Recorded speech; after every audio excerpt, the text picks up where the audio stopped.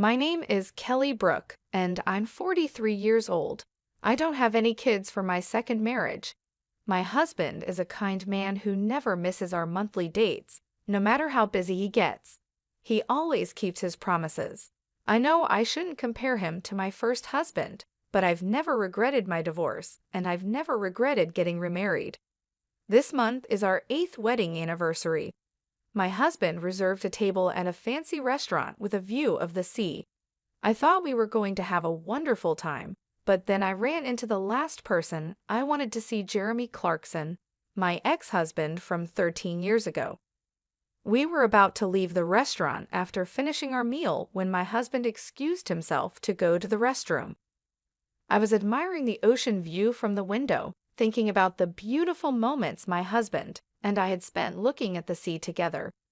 Just then, I heard someone call my name. When I turned around, I saw Jeremy. "Hey, what's so beautiful? Do you think a regular ocean looks nice to someone like you, who's basically broke?" "Jeremy, long time no see. Why are you here?" "Why am I here? I should be asking you that," Jeremy said, sitting down in the chair my husband had been using, looking at me as if I was a joke. I put up with those eyes for a whole decade of our marriage. I never thought I'd run into you here. Can someone like you, who doesn't have much money, really eat at a fancy place like this? Can you even afford it? Or is this a once-in-a-lifetime thing? It's our wedding anniversary. Ah, I see. Poor people can only come to places like this on anniversaries, huh? I come here often, you know. You're still pathetic. Isn't there someone with you? Yeah, there is. I just sent her to pay. You know, handling money is a woman's job. I thought to myself that he was still the same, always belittling women. Then I saw her his lover from 13 years ago. She had aged quite a bit. Her beauty was half of what it used to be, and she looked worn out from life. I guess Jeremy has been living the good life while his wife suffers. You're still wearing shabby clothes, aren't you? Aren't you embarrassed to dress so poorly? Talking to such a terrible man like him makes me feel sick.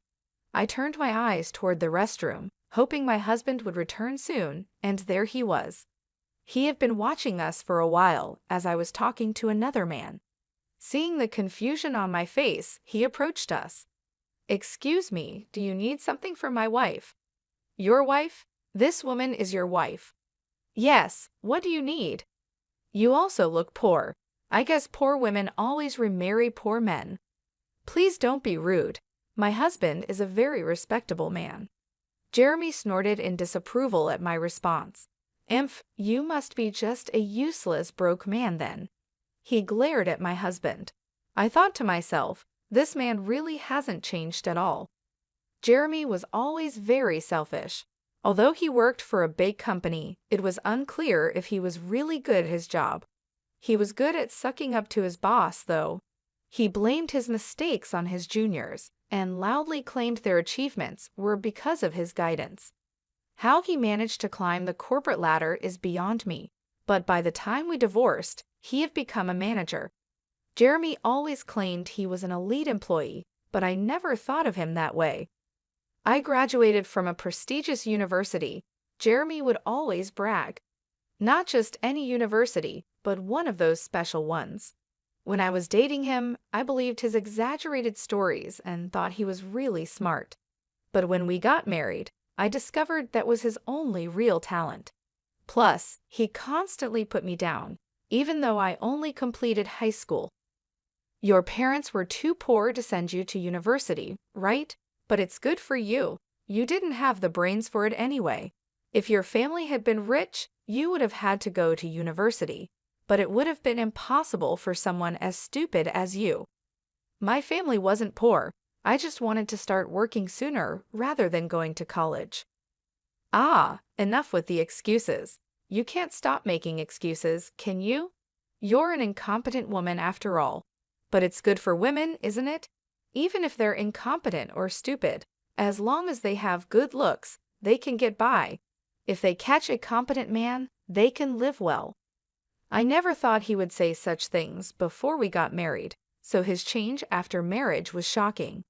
Plus, his parents weren't wealthy landowners. His father was just a director, yet he still looked down on anyone he thought was poor. You really can't do anything right. You're bad at cooking, you can't clean, and you can't even have kids. Marrying you was a huge mistake, he would say. It wasn't a physical issue that stopped me from having kids. It was the stress caused by Jeremy. My family always valued being careful with money and appreciating what we had. But when I cooked with radish leaves to save money, he yelled, "Are you trying to feed me trash?" and threw them in the garbage. It made me realize just how different we were. One day, he told me he had a lover. The woman was much younger than he was. He pushed for a divorce, saying it was better for him to remarry a younger woman. I was glad to divorce such a man, so I signed the papers. "Who is this man, Kelly?" my husband asked. "He's my ex-husband, Jeremy Clarkson." "Oh, I see." I had already told my husband about everything Jeremy had said and done to me. It had been a painful 13 years, and I had shared it all with tears. My husband just listened quietly and finally said, "Let's be happy from now on." "You really dared to marry a woman like her? Since you're marrying someone from a poor family, you must be broke too," Jeremy sneered. "Well, maybe, maybe not." "Of course you are. So you're also a broke man, huh? Marrying a poor person means you're broke too, am I right? But why did you divorce such a wonderful person?" "Wonderful? Your eyes must be fooling you. Truly wonderful means having a beautiful wife like mine." He pointed to his wife, who stood there looking embarrassed. "Is that woman your wife?" "Yes, she's beautiful, isn't she? She's actually my boss's daughter." Marrying the boss's daughter definitely helps one climb the career ladder faster. Marrying a broke woman like you probably means you're just a regular employee. Too bad. "A regular employee? I haven't heard that in years," I said. "What are you trying to prove? A low-class guy marrying a low-class woman? It just means you'll both be broke for the rest of your lives.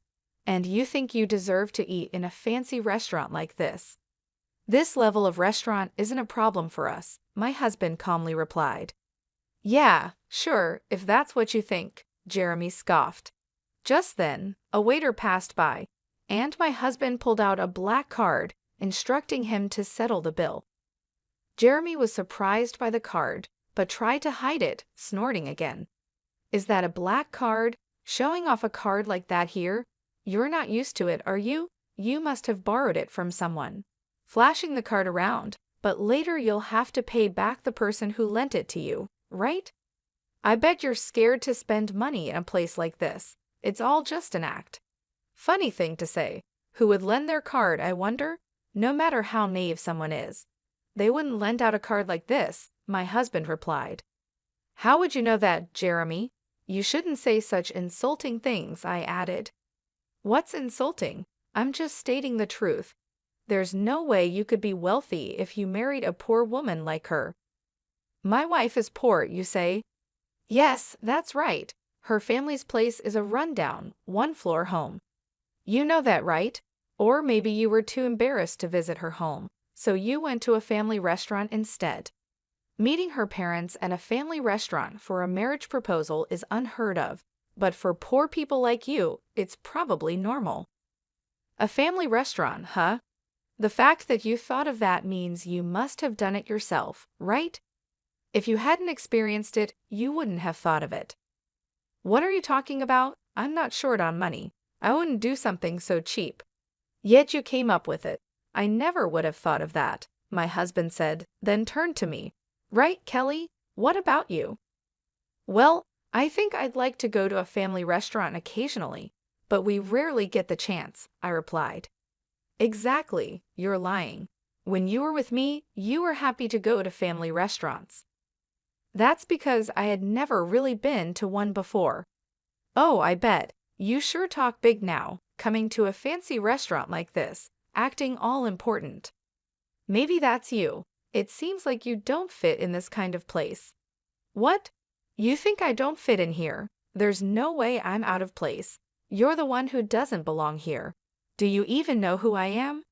Why would I know you? If you want me to remember you, just become famous, my husband replied calmly. I am well known, but I guess it's impossible for someone like you to know me. You think I'm just a regular employee? I'm a manager, not just an employee. A manager, huh? Is that supposed to be impressive? Just then, the chauffeur arrived, greeted my husband politely, and said, Sir, your car is ready. Thank you. Jeremy looked confused. What's going on? Oh, you're probably just the president of some small company. I work for a major corporation, the Brook Group, and I'm a manager there. Oh, so you're still just a manager.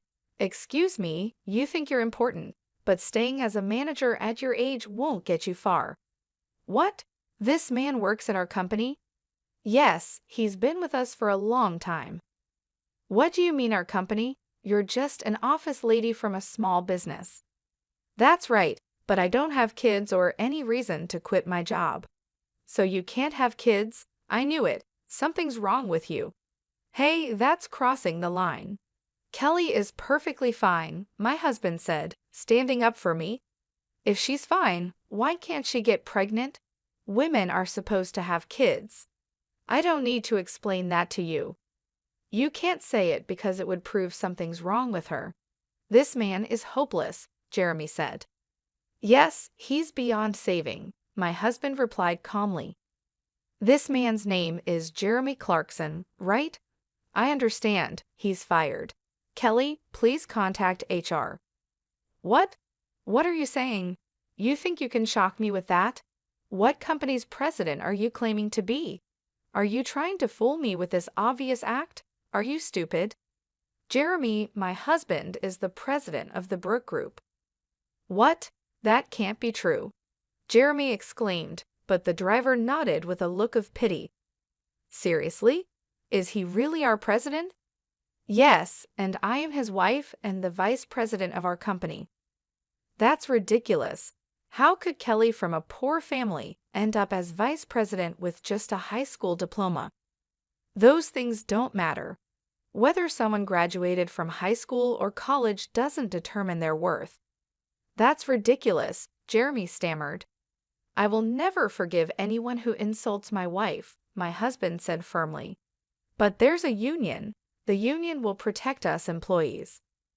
You're a manager, right? Managers are not union members, so you are not protected by the union. Didn't you know that? Seriously. Well, you better prepare yourself. Since you insulted my wife, you must face the consequences. Jeremy looked stunned, but my husband didn't care and asked me if we should go. We left the table. That night, perhaps bothered by what happened, Jeremy called, but his tone was completely different from his arrogance earlier. Kelly, it's been a while. What do you mean? We already talked this afternoon, Jeremy. Ah yes, what can I do for you? Your dismissal hasn't been processed yet. Ah, you guys were just joking, right? About you being the vice president and your husband being the president? No, it's all true. I'm surprised you don't know who your own company's president and vice president are. But why would you be the vice president? Because the best way I can support my husband is by being in that position. But it's strange. Why would a high school graduate be the vice president? It's not strange at all. I only graduated high school because I wanted to start working early. But after we separated, I earned a college degree. Huh, really? Yes, there are schools you can attend from home. So you really are the president's wife? Yes. How did you manage to marry the president? When did you get married? We got married after I divorced you. I met the president soon after, and we dated for about 5 years before getting married. Married? Why would the president take an interest in someone like you? Stop being so rude. Oh, sorry. Connections are strange, aren't they? I just happened to meet the president. But even so, why would he marry someone broke like you? Is he a philanthropist? No one marries for charity. If he's not a philanthropist, did he marry you to make you his slave? Maybe today you got lucky and got taken to a fancy restaurant, But usually, you must be having plain meals and living a difficult life where you can't even buy what you like, right? Why would you think that? That's not true at all. You're the only one who would do such a thing. There's no way you could marry such a rich man. Why do you think so? Rich people have connections with politicians and other wealthy people. If a poorly raised woman like you shows up at their parties, it would embarrass the president. Or maybe he lets his mistress attend those instead. You're making wild assumptions. If you keep looking down on me like this, you'll truly regret it. I'm just concerned for you. A woman with a poor upbringing like you marrying a rich man like the president will only suffer. A regular employee's husband would suit you better. Marrying someone richer than me, you must be a foolish woman who can't see ahead. Who's the fool here? If you called just to say that, I'm hanging up. No, wait, I'm not trying to insult you. It's just true that you come from poverty, and that can't be helped. Thinking I'm looking down on you for that is completely wrong. You say I come from a poor family, but my father is wealthy. Your family is poorer than mine. I didn't mention it back then because of your pride, but your family home isn't even half the size of mine. Your father is just a department head, and you're still just a manager. That's not true. When I proposed to you, you were living in a small single-story house. That was because we were renovating our home at the time. We had stored all our belongings elsewhere, and it was just a temporary residence. There was no need to move to a big house. My mother said so. That can't be true. You don't have to believe it, but since the renovation is finished, even if you say you want to visit my parents' home, you've stubbornly refused to go again. I couldn't tell you the truth. Who would want to visit such a poor, run-down house? You really are hopeless. Then I'll send you a picture. This is my family home. You'll see from the picture. I sent a photo of a large mansion. That's my house. I lived there for a while after our divorce. What? That can't be true. It's true. If this is true, then why were you working as an office lady in a small company? If you're so rich, you wouldn't need to work. And if you did work, wouldn't it be at a large corporation? My father is the president of a major company. That company was a new one he started. When it was time to decide who would be the president, my brother was chosen for the role, so I volunteered to handle the administrative work. Now, that company has grown to the top of the industry. Is that true? Were you really so rich? Yes, this is the truth. This is the real me, the person you used to look down on. So that's why you could marry the president? That's not it. I met the president because we shared the same hobbies. We met through our interests and hit it off. He didn't know I was from a wealthy family, and I didn't know he was the president. So you're at the company where I work because of that. How long have you been at that company? I joined right after our divorce. I had a connection by chance. Why? When you were with me, you were just a clerk at your brother's company. After we divorced, you changed jobs. That's right. My brother's company grew a lot, and he told me it was time to do what I love. So I decided to pursue what I always wanted to do. Then, just as a senior position became vacant, they offered me the job. But at that stage, I still had no connection with the president. He was still someone high up, out of reach. I don't understand. How can you have connections like that? Do rich people just connect with other rich people? That's why I'm saying those things don't matter. It's your mindset that's holding you back as just a manager. I wonder why your wife hasn't gotten tired of you yet. She can't get tired of me. I'm supporting her. Keep up with that attitude, and you'll get what's coming to you. Anyway, that's the situation, so stop belittling me already. I wasn't trying to belittle you. I really thought you were poor. About that dismissal you mentioned this afternoon. Oh yes, your dismissal. After all the mocking you did, it's only natural you'd be fired. That would put me in a tough spot. Can you talk to the president so I don't get fired? What? You were just mocking me a lot, and now you're asking not to be dismissed? That's impossible. You know I have nothing but resentment towards you. Why? The fact that you don't think you're resented is truly surprising. What have I done to you? There's too much to even remember. It's that much. I bet your wife thinks the same as me. Why don't you ask her what she really thinks? Though I doubt she'll tell you. I only said those things because I thought you were poor. Why do you think I'm mocking you when I'm just being honest? Once words are spoken, they can't be taken back. You should understand that as an adult. I do understand that. Then you should understand why you're being dismissed, right? No, I don't understand at all. Please, I'll be in trouble if I'm fired. If it were just about this afternoon, the president might have overlooked it, but then you had to call and ask all these questions. My husband is here now, frowning. He really thinks you're hopeless. Maybe you should just give up. There's no saving you. No, if the president is right there, why can't you just say something? It's only natural for a husband and wife to be together. Besides, you didn't ask if someone was with me, did you? That's true, but you've made things worse for yourself. You mocked not just me, but my parents and my husband too. Look, I didn't think you'd get this angry. Please forgive me. If I had known you were wealthy, I wouldn't have said such mocking things. I won't say them again. Please forgive me. Just give up. I think your dismissal order will come down tomorrow. Wait, please. Jeremy's voice echoed on the other end of the phone, but I hung up and looked at my husband. The next day, Jeremy came to the president's office, looking pale with dark circles under his eyes. He seemed to be in really bad shape. I was in a meeting with my husband, the president, discussing business matters, but I was shocked by Jeremy's appearance. Jeremy, what's wrong? I'm very sorry. Jeremy apologized as he sat down on the spot. Jeremy, what are you doing? Please, please just don't fire me. What do you mean?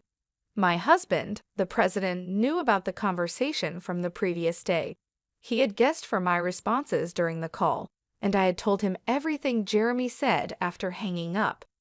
As a result, his impression of Jeremy was very poor, and his anger was even greater than mine. I am truly sorry. I didn't know your wife was from a wealthy family. I think she is a perfect match for the president's wife. I also heard she graduated from university, even if it was through correspondence.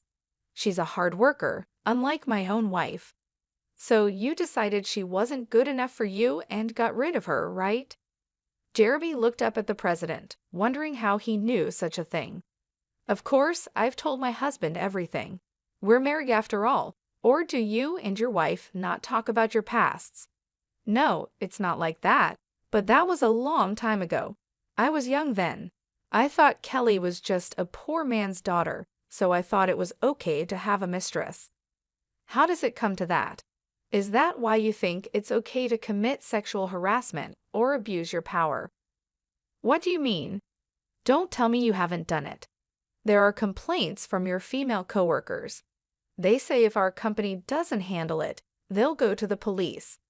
Our company was just discussing what to do about it when your disrespectful remarks came yesterday. It's really hopeless, isn't it? That's right. I wouldn't have thought you were actually harassing or bullying, but after seeing you yesterday, it seems all too true. You don't even see women as people, do you? You think they're below you. No, I never. Even if that were true, firing me would be too harsh. Please show some mercy. Well, you do have a family. If you were fired, you wouldn't be the only one in trouble. That's right, exactly. My husband smirked and looked at me. So what do you think, Kelly? How about sending Jeremy to our Michigan? Wait, what? The Michigan is in a region with very few people and is practically unsustainable as a company. The former president, who came from that town, established the branch there to help the local people, but it's a lonely place with just one employee. The previous employee reportedly went mad from the loneliness. We want you to turn that branch around in 5 years. If you can do that, we'll bring you back here. Of course, if you can't, you'll spend your retirement in Michigan. Thank you, I appreciate it. Jeremy said, thinking it was an act of mercy from the president. He set off for the Michigan, but both my husband and I knew it was an impossible task. Working alone for a small number of town residents, it was clear there wouldn't be any profit to be made. Jeremy moved to the branch all motivated, taking his mistress, who had become his wife, with him. But she soon grew unhappy with the cold and isolation, and eventually she reached her limit. Jeremy's salary dropped significantly, and despite being called the branch manager, his pay was minimal. This led to daily arguments with his wife. Although he boasted that if he turned things around in 5 years, he could return to the head office, his city-bred wife didn't believe him. She left divorce papers behind and went back to the city. Jeremy tried his best for a year, but no matter how hard he worked, the population didn't grow, and no profits came. Eventually, he realized that no effort would change anything. In 2 days, he submitted his resignation. After leaving the company, Jeremy contacted his wife, but by then, she had found someone new. Not only was Jeremy ignored by her, but he was also beaten up by her new partner and ended up in the hospital. After being discharged, Jeremy looked for a job, but at his age, he found nothing and life became harder for him. He ended up living in a shabby, run-down apartment, and the only job he could find was as a nighttime store clerk. The man who had once boasted of graduating from a prestigious university now stood alone in a store at night. As for me, I continued to be cared for by my kind husband, enjoying another wonderful date this month. Marrying him changed my life so much, and I'm grateful that Jeremy and I divorced.